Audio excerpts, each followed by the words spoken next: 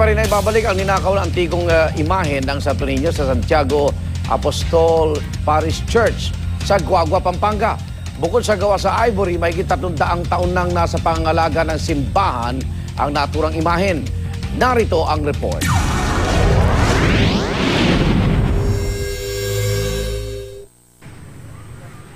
Mahigit isang linggo lang nawawala ang imahe ng Santo Niño sa Santiago Apostol Parish Church sa Betis, Guagua, Pampanga. Puspusan ang paghahanap sa imahen dahil mahigit 300 taon na itong iniingatan ng simbahan.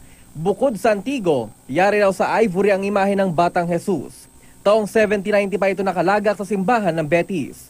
Ayon sa pamunuan ng simbahan, huling nakita ang imahen bago magbagong taon.